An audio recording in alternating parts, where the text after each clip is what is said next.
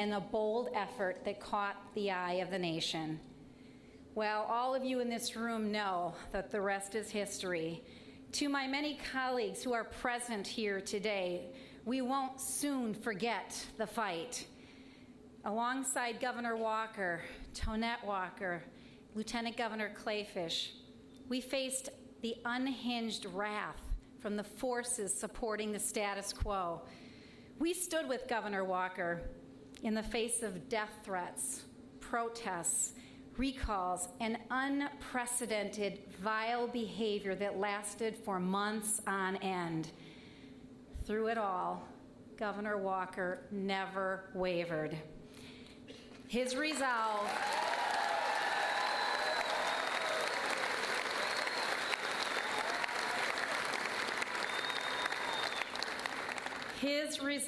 set an example for all in the legislature. We prevailed and set our state on the right course. We set an example, and Wisconsin became a beacon of hope for reform. You know, looking back on Scott's time as governor, what do I see? I see bold ideas. I see conviction. I see courage under fire. I see servant leadership. And I see adherence to the principles of limited government, freedom, free markets, and federalism. That is Scott Walker's legacy in Wisconsin. And I, for one, think it is time for us to share Scott Walker with the rest of America.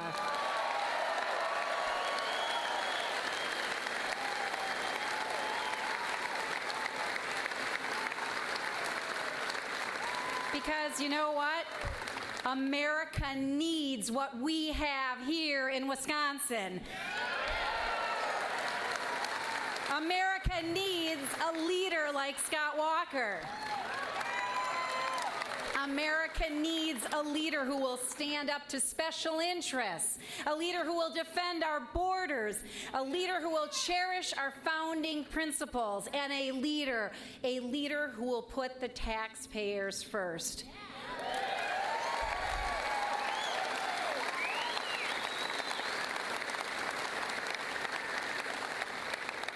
I know Scott Walker can be that leader. God bless and keep the faith.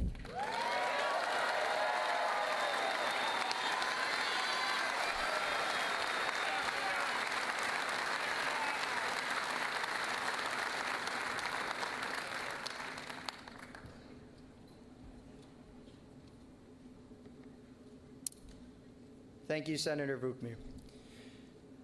I can't say enough good things about Rebecca Clayfish. She and my dad have turned the state of Wisconsin around with their leadership. Our families endured the recall election together. And ultimately, she and my dad followed through on their promises to take down the special interest and put the power back in the hands of the hardworking taxpayers.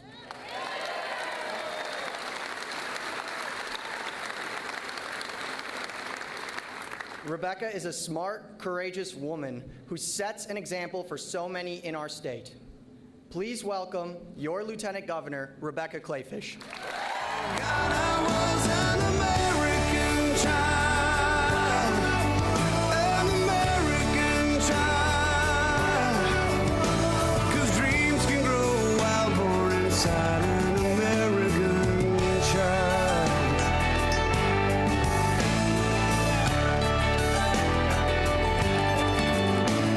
7 pounds, 3 ounces, she's got my nose, and she's into my heart, as deep as it goes, with a promise that's more than just someone's last name, anyone's equal, and laid up.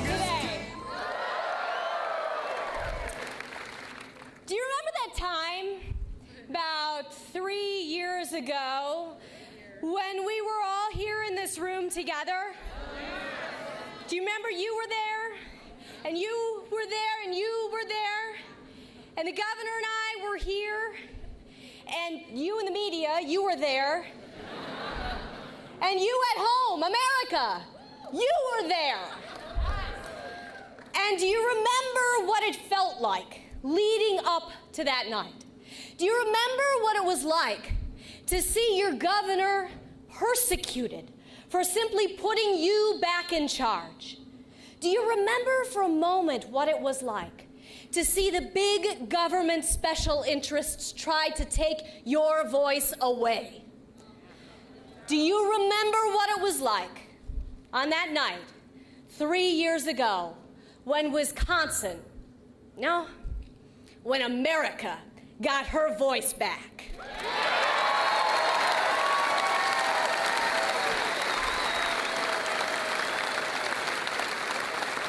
Do you remember on recall night when we showed the world that here in Wisconsin, this is what democracy looks like?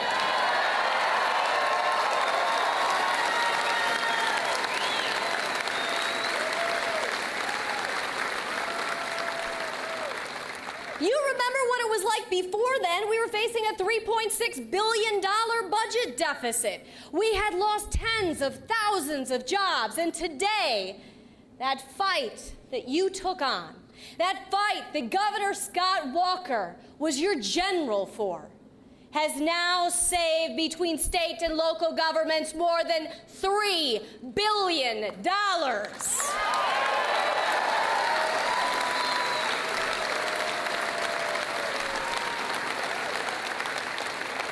Your great governor has put Wisconsin on a path reliably into the future. He has also assured that you get to keep more of your own money because Governor Scott Walker has cut your taxes by more than $2 billion.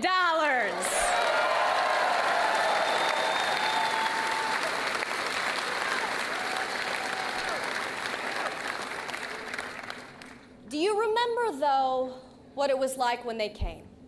They came on planes, and they came on buses. They came in their cars, and they came in their trucks, and they came with their signs and their drums and their vuvuzelas. They came and they protested, and they tried to take your voice away. They wanted to be in the driver's seat, but it was one man who stood up. In a Herculean effort like a David to a Goliath, Governor Scott Walker had your back.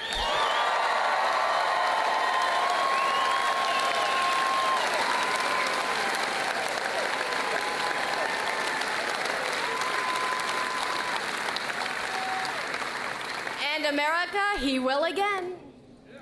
See, here in Wisconsin, we really like to save. You all know that. I mean, when the Macy's store came to our great state, the first question to Macy's was, will you offer coupons in the Sunday newspaper? Governor Scott Walker has spared no American man, woman, or child. His story about getting a sweater for $1 at Kohl's clearance rack. We in Wisconsin, we love to save. But there are some things that are just too good to save for ourselves. There are some things that must be shared. Wisconsin, I think it's time that we share with America our great governor, our great leader, the one who can return this country to prosperity, our Governor Scott Walker.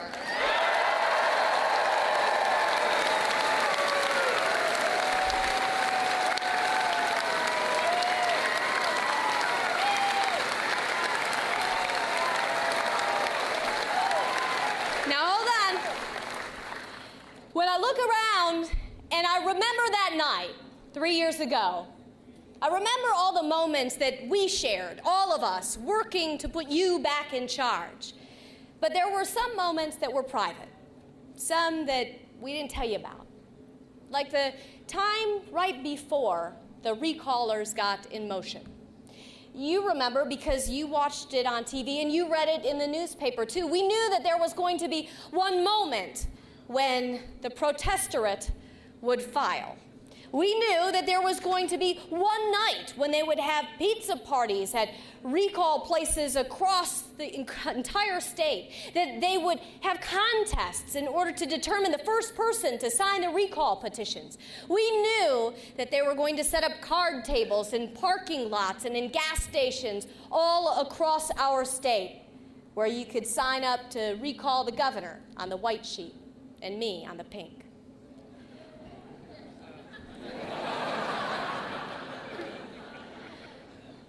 But what you may also remember was right before they were about to begin, there was a mystery. Someone had taken out papers to recall just the governor. It was someone we didn't know. Even the journalists didn't know at the time. It was eerie, and it was a mystery. It was one more signal that this was a movement out of control. Even I didn't know. I was concerned for the governor, and so I texted him. Just 2 words. I wrote him the words, Jeremiah 29:11.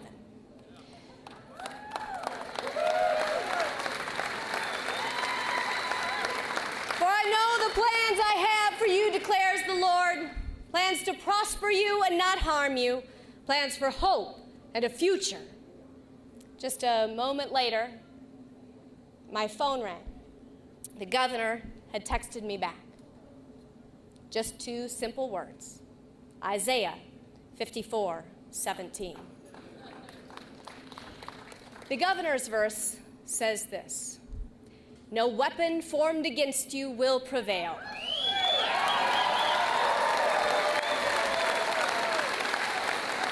You will refute every tongue that accuses you, for this is the heritage of the servants of the Lord, and this will be their vindication.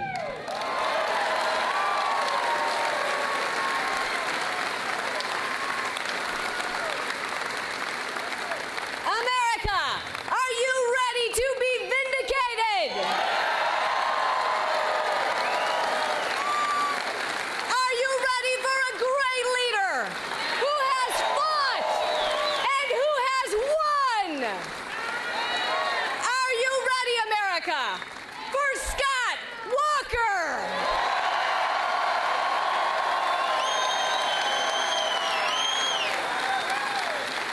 Good. Good, because he'll be out in just a minute. For too long, they've said we have to compromise our principles to win. Scott Walker showed the path to victory is to run on our principles. Conservative, bold, decisive. He balanced budgets, cut taxes, beat the special interests, improved education, created jobs, and showed how to fight and win. America needs new, fresh leadership with big, bold ideas from outside of Washington to actually get things done. In Wisconsin, we didn't nibble around the edges. We enacted big, bold reforms, took power out of the hands of the big government special interests, gave it to the hardworking taxpayer. Those lives are better because of it. We fought and we won. In the Republican field, there are some who are good fighters. They haven't won those battles. There are others who've won elections but haven't consistently taken on the big fights. You showed you can do both. Now I'm running for president to fight and win for the American people. Without sacrificing our principles, we won 3 elections in 4 years in a blue state. Did it by leading. Now we need to do the same thing for America. It's not too late. We can make our country great again. Join our cause and help us fight and win for America.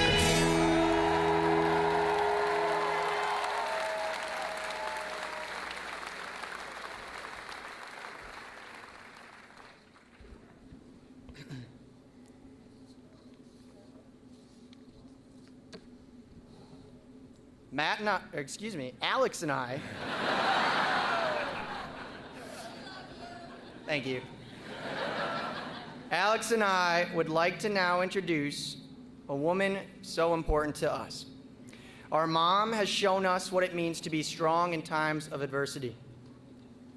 She has been our biggest supporter, and we love her. We are grateful for everything that she has done for us over the years. She is selfless, positive, and thanks to her Italian upbringing, a little loud at times.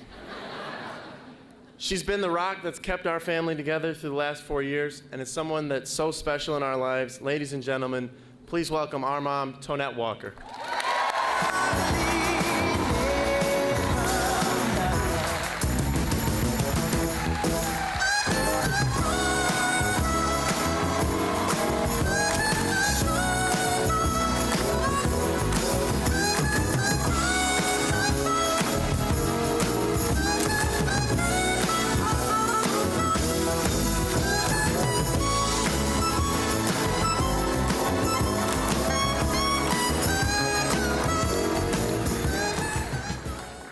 I'm so proud of those two. Aren't they doing a great job tonight? And thank you all for being here so that I can present my husband, Scott Walker, to this great country. Last time we were here, when we were at the Expo Center, we had just won the recall election. I'm so proud of Scott for winning 3 elections in 4 years. So when he told me he was thinking about a 4th election, I said, what the heck, why not? Scott and I wouldn't be standing here today with all the support that we have from this room. You have not been simply bystanders. You made the phone calls, you knocked on the doors, and most importantly, you prayed for us. And we felt those prayers, and we cannot thank you enough.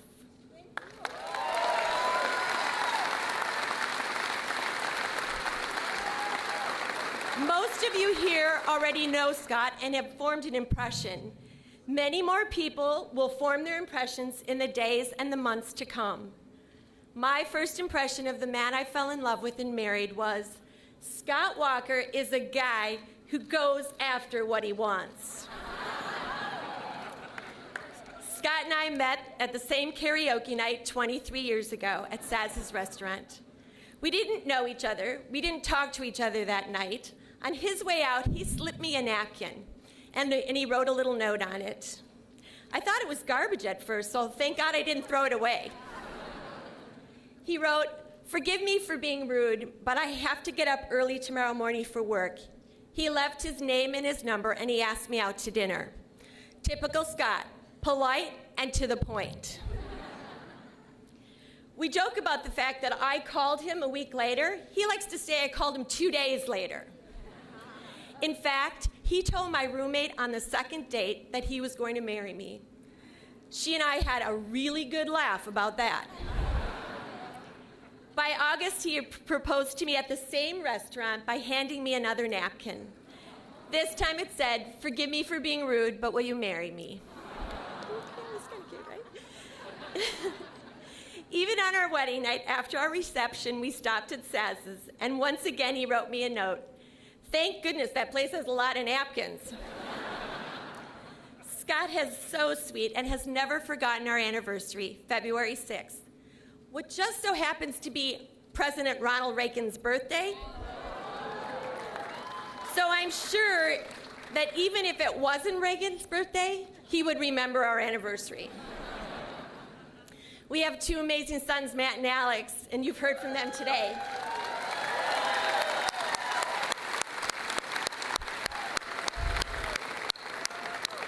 From the moment Scott became a dad, he put our sons first and has taught them the values of faith, hard work, and honesty. Our sons mean the world to us, and our family is excited to start this new adventure. Over the last 4.5 years, the people of Wisconsin have formed their impressions of Scott. In fact, with 3 elections in 4 years, they have a second and third impression too. Ultimately, our fellow Wisconsinites voted him to continue leading our great state. Yeah.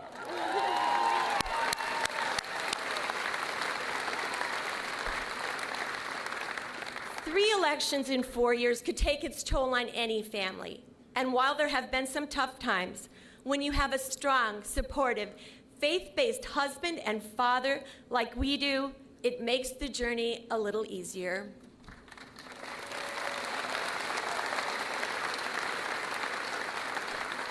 It was a difficult time, but no matter how personal the attacks became, I am so proud of the way Scott handled it. He never made it personal. Instead, he worked tirelessly with the state legislature to reform a broken system, and together they won. Scott and I taught our sons that in any situation, when you're under fire, if you're respectful and stay strong, you can survive and get through anything.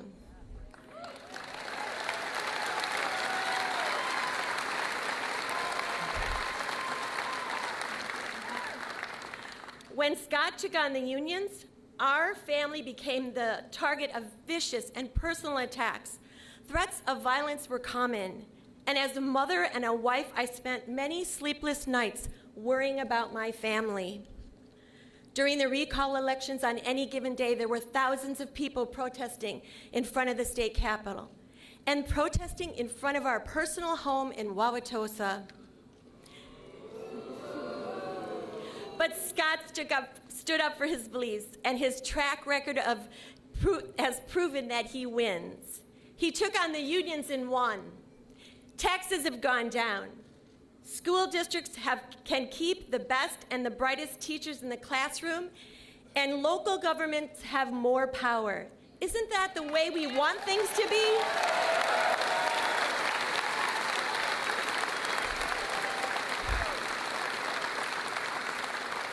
It was never easy, but it was worth it. And Wisconsin wins with Walker.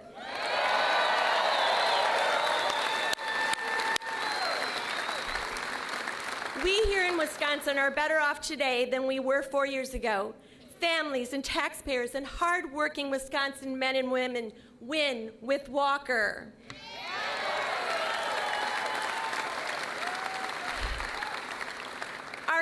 Our concern now turns to all of America's sons and daughters. Our children and our grandchildren deserve an America as great as what we've experienced, or even better. Today, America faces challenges at home and abroad. Meeting those challenges will require bold, decisive, conservative leadership and a person with a proven record of winning.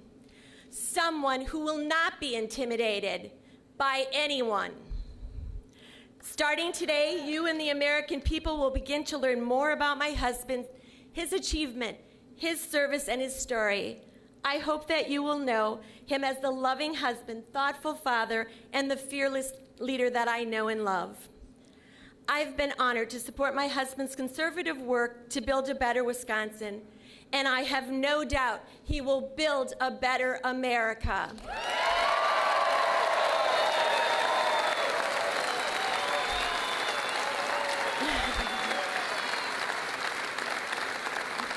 I am so very proud to introduce my husband to the people of this great nation. Ladies and gentlemen, the 45th governor of Wisconsin, and the person that I hope will be the 45th president of the United States, Scott Walker. Life is a highway, I wanna ride it all night long. If you're going my way, I wanna drive it all night long. Gimme, yeah. Life is a highway, I wanna ride it all night long. If you're going my way, I wanna drive it all night long. There was a distance between you and I.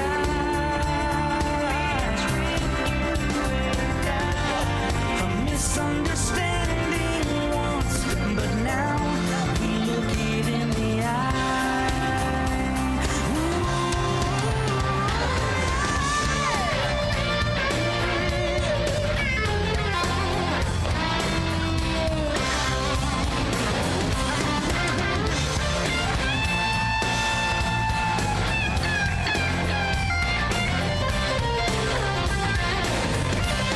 There ain't no door that I can't hold. The road's so rough, this I know. I'll be there when the light comes in. Tell me we're surviving. Life is a highway, I wanna ride it all night long.